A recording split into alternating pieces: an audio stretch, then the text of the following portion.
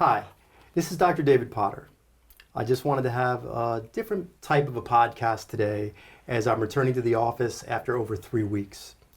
This interview is being conducted by my talented friend, Danny Bonham of Cadence Consulting Services, and we're conducting it to address any questions and concerns you may have about receiving care from our office during this unusual time in history.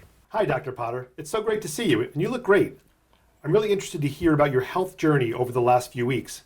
How are you feeling? I'm feeling 100%. Danny, thanks for doing this. Very welcome. Dave, with the outbreak of COVID-19 has impacted so many of us personally and professionally. What impact did coronavirus have on your practice? Obviously, we had to adhere to Department of Health and CDC standards, so we've been sanitizing way over the top, even more than what's recommended. We're wearing masks. I am wearing gloves when I work on people, surgical gloves. And at first I thought that would be really weird, but actually I can feel through them fine. It's just that my hands get really hot. Okay. That's the only thing. Well, it's great to hear that you guys are doing all that great work to keep everyone safe. Right. So then it sounds like you took a lot of steps to take care of us as your patients. Right. Why was your practice closed for the last couple of weeks? So initially our main focus was to have enough sanitization. The thing that we fell behind in is we weren't getting enough masks. Okay. So we could get some surgical masks, but not the N95s or the K95s. And so ultimately, the day before we closed, I realized we would not have enough masks moving into the next week. Okay. And so we closed. And then what happened is finally the day before, so this is now moving into almost 2 weeks, the day before the masks arrived, I began not feeling well. Oh my gosh. And so, it's just kind of a headache and just kind of feeling punky. And, I've had the flu before and things like that. So, but with everything going on, I was like, whoa, this is probably not good. I started to have a fever. And so before we reopened the office, I went and got tested and was found to be positive for COVID-19. Oh my gosh. Okay. And so, I, of course, was really worried about everybody in the practice and my family. But since I decided to work during this, my family and I had already been separated. Okay. And so just to be safe. And so I asked the Department of Health, I asked my GP, the infectious disease doctor, is there anything I need to do for the practice? And they said, well, luckily you've already been closed long enough. And so no, there's nothing, nobody in the practice is in danger. We had to, I had to get a coverage doc in, and Dr. Masse, and she was able to help me out during that time that I was still out. Gotcha. It's great that you were able to still support your patients during that time. Yeah. Now, I know you've done so much to support yourself and support your family and also the patients. Was there anybody else you were supporting during this time outside of your family? Right. That's a great question. Thanks. So I was trying to, everybody wants to know.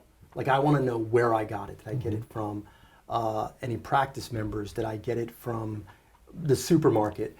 But what the specialist basically said is I'm a caretaker for my mom, who's in a nursing home, and I was there every night without a mask, without gloves.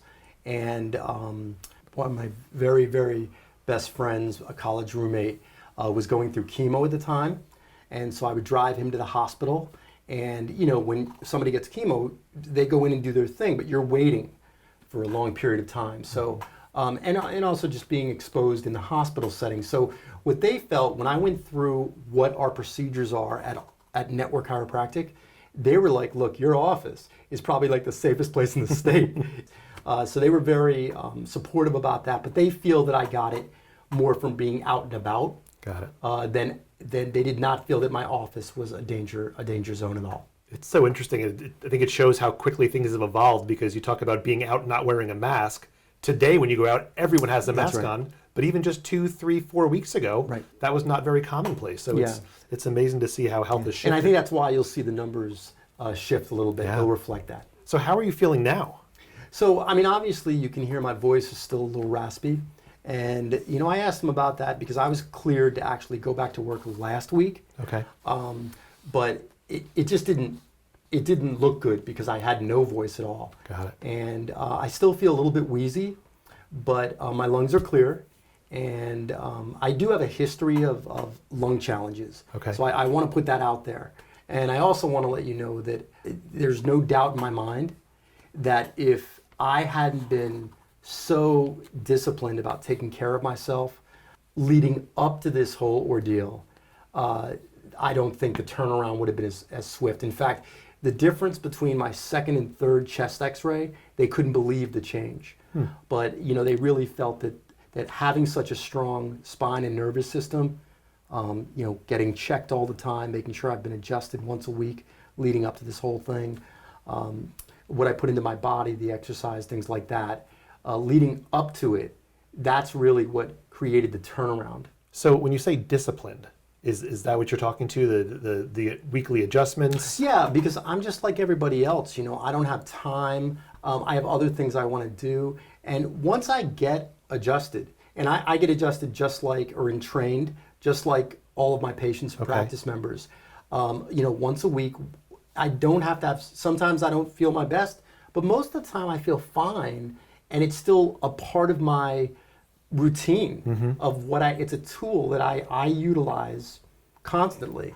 And it takes a level of discipline because I'm just like everybody else. I don't want to go. Once I go and I leave, I'm always like, wow, I'm so glad I went.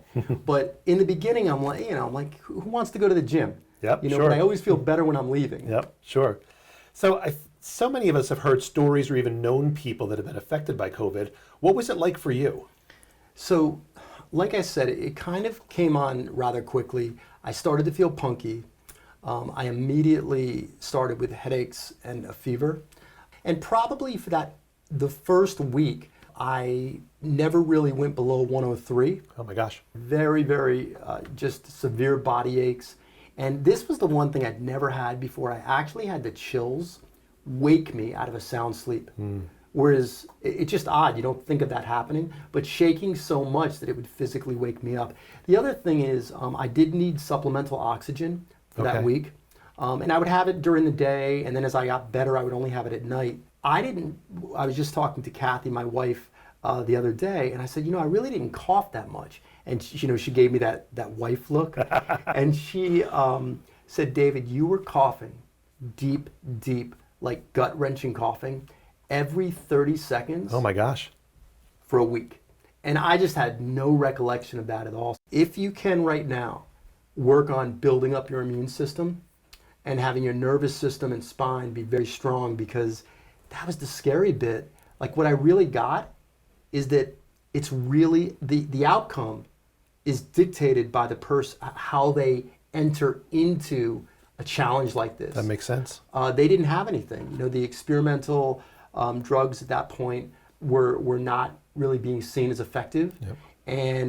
And you could see the doctor's frustration too, because they wanted to do something. Sure. But they're like, no, we have nothing to do but observe. And that's the real sad bit. Yeah. Well, it's great that you were able to recover at home. Yeah. And I know you're home with your wife and your one son. Yeah. How is your family doing after being around you as you were recovering? Right. So my older boy is still upstate, doing online classes, but he stayed because it's pretty remote. Okay. And living with his roommates there, and they're perfectly fine. And my wife and son, I mean, I kind of get a little emotional because I almost feel like I didn't deserve how great they were. I mean, they were completely gloved and masked, and they had eyewear, but the sad bit is I don't remember. That kind of week is a blur to me. They were just amazing, and they're both okay, by the way. So, we were very careful, but they were okay. Well, I know as we were talking before this interview, you had mentioned you couldn't believe that you actually came down with COVID. I mean, man, Danny, it was crazy because when they called, and I mean, I knew I felt poorly, but when they called 2 days later and gave me I had to close again and then get Dr. Masse to help, in the office. Because my big vision through this whole thing was to create an oasis in my office, a safe haven for people. I couldn't believe that I got it. And the weird thing is I felt kind of ashamed. And I felt badly. Because I feel like I had put my family at risk. Luckily, like I said, the office had been closed long enough that I was so grateful at that point for not having masks, so that my practice members weren't at risk. And what I really realized is it reminded me that this is what it's like to be on the other side of the table. Sure. And that there's no ego in healing. There's no ego in being a doctor, because there's a level of surrender when you have to let the nervous system, again, the power that made the body can heal the body. And so it's just, you have to surrender a little bit. Tell me more about that, because I've heard you say surrender to the healing before. What does that look like for a patient, whether they're recovering from COVID or just coming in with some back pain? Right. So I think the number one thing is realizing that you have to have some kind of patience. Okay. And understand that while healing can happen in an instant, the process of healing can take time. And so, for example, if someone hasn't been taking care of themselves appropriately for months or years, to that turnaround, that may not happen in 1 or 2 treatments. Sure. And the same thing, you don't just start at the gym working out for 2 hours a day and lifting up real heavy weight and running a marathon. There's a process to it. Okay. And even though I lived this life, I still had to relearn it in those 2 weeks, because I had to be patient. Okay. There was one day where I started to feel better, and I did a little bit too much exercise, and it put me back again 2 days. Oh my gosh, so patience is key. Yeah, and I'm not very patient. I'm actually, Corrine, who manages my office, she's actually, her background, not a lot of people know because they think she just does the billing and works the front desk. She's a respiratory therapist. So I leaned on her a lot through this process also. So between her and my wife, I mean, I'm just so grateful, Okay.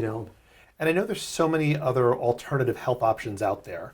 Are there other things that you've been looking at to take care of yourself? Yeah, well, obviously I couldn't get adjusted during this time. I mean, now I can. So I did everything from when I did eat to eat things that were as healthy as I could. Okay. I did meditate a lot. I prayed a lot. Okay. And I did I did distance healing with Gemstone Masters. And I just want to do a quick shout out for them. Sure. It's Elka and Melinda at Geo Healing Arts. And it's geohealingarts.com. And they actually are based in Austria. But it's funny because every time, I didn't know they were working on me. But I would have, in the beginning, I would just try to have like 5 minutes where I felt better or where I was breathing better. And then I would go to 10 minutes, and then I'd go to 20 minutes. And so you talk about that patience and understanding that healing is a process. And every time I'd feel a little bit better, I'd get a little text from Geo Healing Arts. No way. Yeah, and they'd say, hey, I just worked on you. And honestly, I'm as skeptical as everybody else, but I have to tell you, man, it's the real deal, because it would never fail. I'd be like, wow, this past hour's been really good for me. And then I get a text show up. And they had no idea. How could they know? And how could I know? Yep. So, and a variety of different things. All the texts, the emails from patients or practice members and family that found out, all that support was great. So what's next for the practice, Dave? What should we as patients look forward to? What are your hours going to look like? What will the experience be like in the near term and then the long term? Right. So my first week back, the hours are going to be a little bit shorter, just so I can, again, it's a process, right? Yeah. So I have to honor my process so I can be the best I can be during that time. And that's just a matter of, like, again, getting back into chiropractic shape and not going right back into a 12-hour day. Yep. But generally, we're going to have longer hours. We're opening up earlier. Okay. And we're staying open later, and that allows us to spread people out more. Okay. So physically, there's not as many people in the office at one time. We're going to be trying to do the initial evaluations, reevaluations, and anytime I need to communicate with people that's more than just 5 minutes, I'm going to try to do telehealth or phone calls. Tell me more about telehealth and what that's going to look like for the practice. Where we used to do what's called table talk and just kind of talk, I would counsel people while I'm working on them or before they leave the office. Okay. We're just taking that consultation evaluation time so that they can have one-on-one with me. Okay.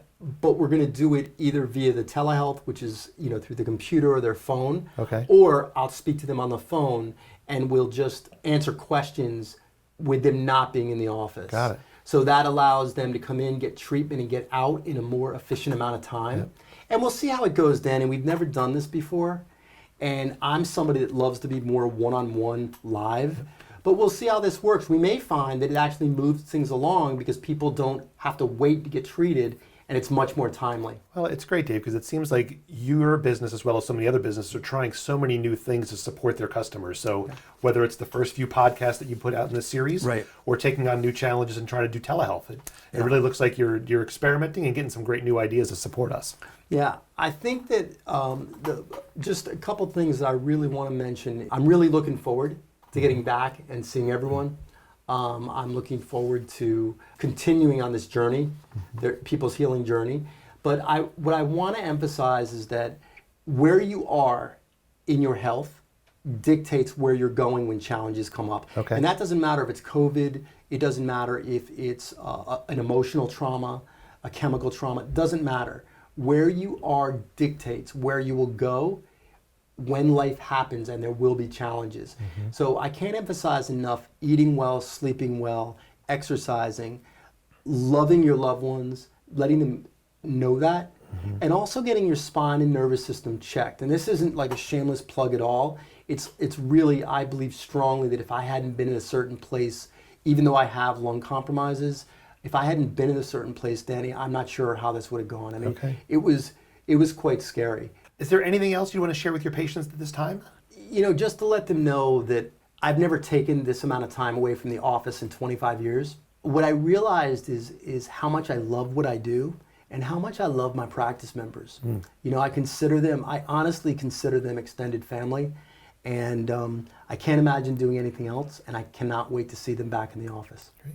That's wonderful, Dave. Sounds like it must have been a very challenging time. We're so glad to have you back, and really thank you for sharing your story, because it is inspirational, again, whether we know someone who's affected or we become affected ourselves. A great way to show there's light at the end of the tunnel for no matter what journey we're on. Thanks, Danny.